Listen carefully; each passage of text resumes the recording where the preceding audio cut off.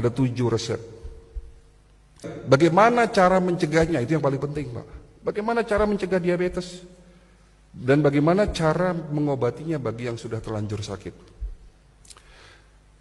Mudah-mudahan ini dilihat ya teman-teman di rumah ya. Dan ini menjadi pelajaran yang sangat penting buat kita, ilmu yang mudah-mudahan ini menjadi ilmu yang bermanfaat ya. Ada 7 resep. Ya. Langkah pertama, apa yang harus dilakukan? Jaga hati. Kesehatan mental jauh lebih penting dari apapun. Kesehatan mental dan kesehatan rohani. Pikiran kita, bagaimana menjaga pikiran dan hati kita? Berpikirlah positif. Positive thinking dan positive feeling. Itu penting. Bagaimana cara menjaga supaya pikiran kita tetap positif? Ya selalu bersyukur dengan apa yang Allah berikan kepada kita. Di saat kita bersyukur, kita akan bahagia. Ya, di saat bahagia Allah akan memberikan bonus yang namanya sehat. Oke. Langkah kedua. Yang kedua, jaga makan. Hari ini PR panjang buat bangsa kita bahwa penyakit jantung koroner, stroke, diabetes, gagal ginjal itu tidak lepas dari pola makan kita yang sudah mulai salah. Ya, bagaimana cara jaga makan yang benar? Yang pertama, makan jangan berlebih-lebihan. Ya. Jadi makan jangan berlebih. Yang kedua, jangan makan malam. Ini memang tidak ada hadisnya, tapi menurut ilmu kesehatan holistik, pastikan makan sebelum jam 7. Lebih tepatnya lagi, jangan makan kurang dari 4 jam sebelum tidur malam. Apapun itu namanya, walaupun Bapak makannya makanan sehat, diusahakan jangan makan malam. Kalau sekali-sekali boleh nggak dok? Boleh sekali-sekali. Tapi kalau tiap hari itu bahaya. Karena orang yang kebiasaan makan kurang dari 4 jam sebelum tidur, apalagi sebelum tidur kita makan, makanan yang masuk ke dalam sistem pencernaan akan lebih banyak membusuk ketimbang yang terserap. Ya, pembusukan yang terjadi dalam usus akan menyebabkan oksidasi naik berlipat-lipat, dan oksidasi inilah yang menyebabkan terbentuknya radikal bebas. Penyebab sakit kita itu salah satunya karena makanan yang buruk. Tidak ada tempat yang lebih buruk kecuali di dalam perutnya anak cucu Adam. Nah, itu yang benar.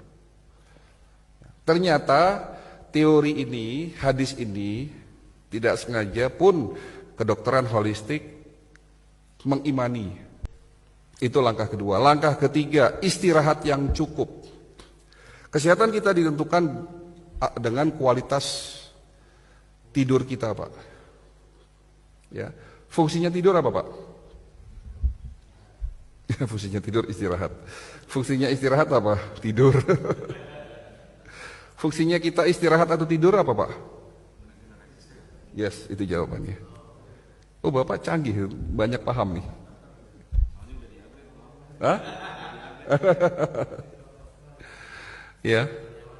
Di saat kita tidur, disitulah akan terjadi proses regenerasi sel.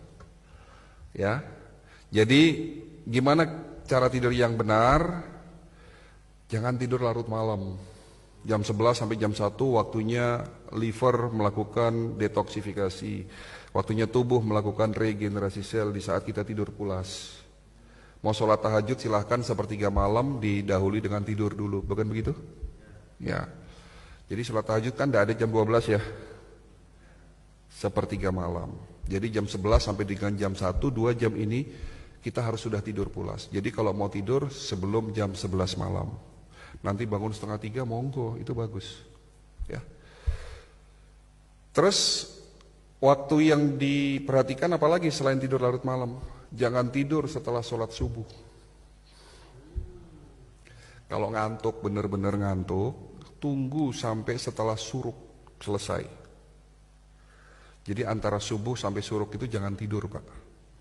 Karena kalau tidur pada jam itu, terutama yang usia sudah di atas 60 tahun, akan mengganggu peredaran darah ke otak, akan mengganggu jantung. Serangan jantung terjadi kebanyakan setelah subuh. Betul ya? Hampir rata-rata itu setelah subuhan. Ya, oke. Terus waktu yang diperhatikan lagi, jangan tidur antara asar dan maghrib, karena dapat menurunkan daya tahan tubuh. Bagaimana tidurnya Nabi? Kita pelajari. Mulai dari cara tidurnya miring ke kanan, ya, lengan kiri ada di atas, jantung ada di atas, supaya supaya jantung itu bisa memompa darah lebih baik. Kan begitu ya. Terus tidurnya harus tanpa cahaya. Ya, ini juga ada cerita, ya. Seorang sahabat Nabi pernah bertanya kepada Fatimah, apa rahasia sehatnya Rasul? Ya, Fatimah selalu bercerita, apa kebiasaan Rasul sebelum tidur? Ternyata kebiasaan Rasul sebelum tidur selalu mematikan sumbu-sumbu api di rumah kami, katanya begitu. Tujuannya apa? Secara medis, secara ilmiah diteliti, ternyata kalau orang tidur dengan terang benderang akan terjadinya sekresi hormon melatonin. Jadi gangguan produksi hormon melatonin, dan hormon melatonin ini sangat penting sekali membantu agar tubuh kita ini rileks dan tidurnya pulas. Membantu juga proses regenerasi sel hormon melatonin. Tapi kalau di saat tidur kita sudah lampunya dimatikan, hormon melatonin akan diproduksi, sehingga hormon melatonin itu akan bekerja sesuai dengan fungsinya. Yaitu tadi fungsinya membantu regenerasi sel dan membuat tidur kita menjadi pulas. Jadi syarat tidur harus mati lampu. Cara sehat yang keempat, jaga minum air putih kita. Jaga minum. Karena bagaimanapun 70% tubuh kita secara jasmani isinya air. Sehingga sehat kita ditentukan dengan kualitas dan kuantitas air yang kita minum. Air terbaik di dunia, air Zam-Zam. Kenapa? Menurut penelitian ada dua yang membuat air Zam-Zam ini istimewa. Yang pertama, molekul air Zam-Zam heksagonal. Ya, kenapa bisa heksagonal? Air itu kayak ada nyawanya, Pak. Jadi kalau air ini, ada penelitian di Jepang, ya, Masaru Emoto nama ilmuwannya, dia meneliti ternyata air ini bernyawa. Kalau air dimaki-maki, air disumpahin, lalu saya katakan air ini buruk, molekulnya akan menjadi buruk, molekulnya akan kacau, bahkan air ini bisa menjadi racun buat tubuh kita. Tapi kalau air ini didoakan, apalagi dilantunkan ayat-ayat suci Al-Quran, molekulnya akan berubah menjadi indah seperti kristal. Dan yang lebih penting lagi, molekulnya yang tadinya pentagonal berubah menjadi heksagonal, di mana molekul heksagonal itu sangat kecil dan bisa langsung menyerap ke dalam sel-sel kita. Itu keistimewaan air Zam-Zam. Bayangkan sejak zaman Nabi siapa? Anaknya Nabi Ibrahim, Ismail, ya. Sampai hari ini air Zam-Zam ada di pusat bumi, yaitu di Masjidil Haram, di mana didoakan jutaan umat dari zamannya Nabi Ismail sampai sekarang. Ya. Dan yang kedua, keistimewaan dari air Zam-Zam mengandung 82 jenis mineral terbaik di dunia. Gimana dengan air yang kita minum hari ini? Nah, ini masalahnya. Air isi ulang bagaimana? Zero mineral. Makanya kita butuh buah untuk menggantikan mineral. Ya, apalagi air tanah kita di Jabodetabek sudah tercemar dengan banyak logam berat. Ya, minum air tanah salah, minum air isi ulang juga salah, kan gitu. Apalagi kalau kurang minum juga lebih salah lagi. Berapa liter sehari, Pak? Yang benar itu 30 sampai 40 cc kali berat badan, itu yang benar. Berat badan Bapak berapa? Kali 30 cc lah paling kecil, paling sedikit. Berarti berapa? Kali 40 berapa? 85. Ya kurang lebih 3,5 liter lah, 3 sampai 3,5 liter. Berat badan Bapak berapa? 120. Kali, gak usah kali 40 deh, kali 30 berarti berapa? Hah? Ya kurang lebih 3,6 sampai 4 liter. Nah itu. Yang berat badannya 50 kilo berarti kurang lebih 1,5 sampai 2 liter. Ya, nanti dihitung di rumah sendiri. Itulah kebutuhan air putih yang kita minum. Bagaimana cara minum air putih? Dari pagi sampai maghrib pastikan sudah 90% dari kebutuhan yang sudah kita hitung tadi. Malam menjelang tidur itu cukup 10%-nya, dan itu pun kalau haus seteguk 2 teguk. Jangan terlalu banyak minum sebelum tidur karena akan menyebabkan pembengkakan ginjal, hidronefrosis. Ya. Di saat kita makan tidak boleh minum. Minumnya itu sebelum dan sesudah makan. Langkah kelima, ya, puasa, Pak. Mau sehat puasa. Lakukan puasa secara ikhlas, lillahi ta'ala, pelajari menu berbukanya Nabi dan menu sahurnya Nabi. Nah, kadang-kadang kita berbukanya itu ngawur, Pak. Nabi sudah mengajarkan berbukalah dengan segelas air putih dan kurma. Kalau tidak ada kurma, ya buah. Kalau zaman Nabi ya adanya buah, hanya kurma, Pak. Makanya kan sebutannya berbukalah dengan segelas air putih dan 3 atau 5 buah kurma. Setelah itu sholat maghrib, setelah sholat maghrib lanjut makan. Katanya kalau nggak makan nasi kan nggak nendang ya, Pak. Jangan berbuka dengan semangkok kolak dan sepiring goreng-gorengan, Pak. Kan masih nggak nendang tuh katanya, hanya kolak goreng-gorengan. Padahal itu udah cukup loh. Tapi karena belum makan nasi, akhirnya kita makan nasinya setelah sholat taraweh. Bukan sholat maghrib, Pak, setelah sholat tarawih karena kekenyangan, gitu kan? Habis itu langsung tidur, Pak. Nah, ini akhirnya jadi masalah kesehatan pula. Jadi lakukan puasa secara benar, ya, baik wajib maupun sunnahnya. Langkah keenam, olahraga, Pak. Mau sehat olahraga. Tujuan olahraga buat apa? Iya, tujuan olahraga buat sehat. Maksudnya tujuan olahraga itu fungsinya apa? Untuk membakar kalori dan melenturkan dan menguatkan otot dan tulang. Otot-otot Bapak yang sudah usia 60 tahun kan sudah mulai kaku, harus dilenturkan. Tulang Bapak sudah mulai lemah, harus dikuatkan. Dengan cara apa? Olahraga. Dan olahraga itu harus ada syaratnya. Syaratnya 3. Teratur, terukur, sesuai umur, Pak. Teratur ya kalau tidak bisa tiap hari, seminggu 2 kali.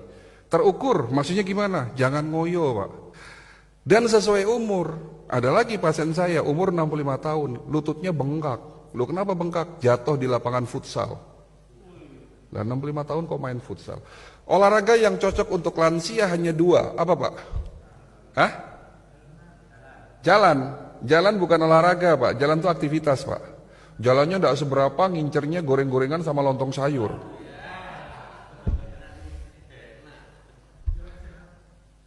Jalan bukan olahraga. Jalan sehat itu seperti apa?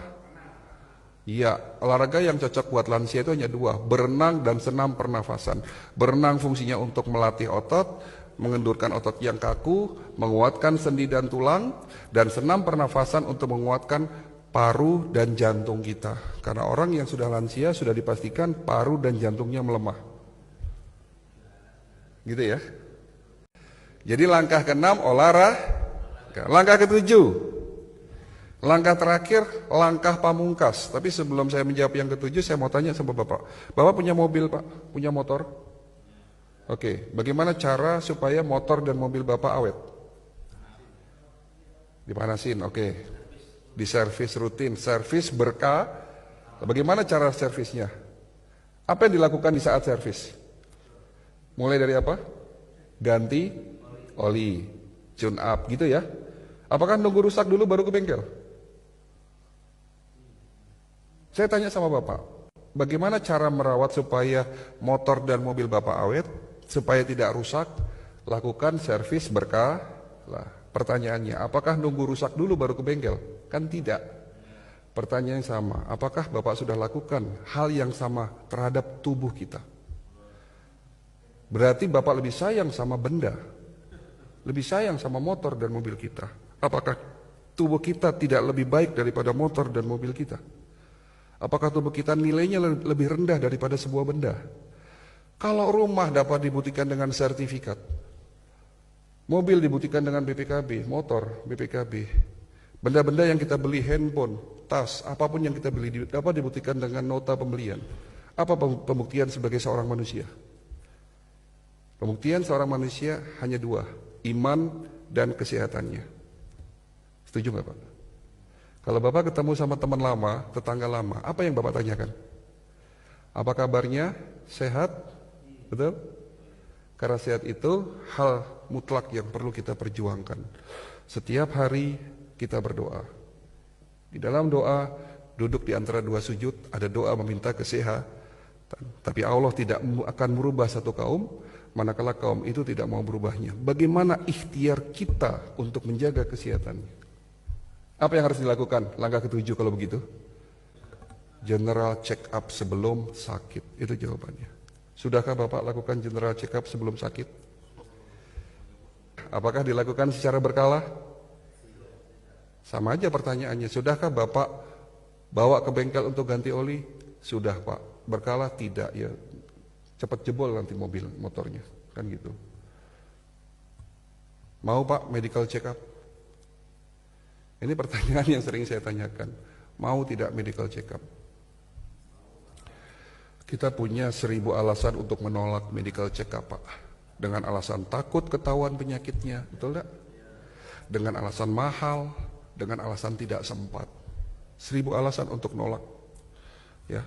Tapi medical check up sangat penting, WHO sudah mengatakan 30 tahun yang lalu.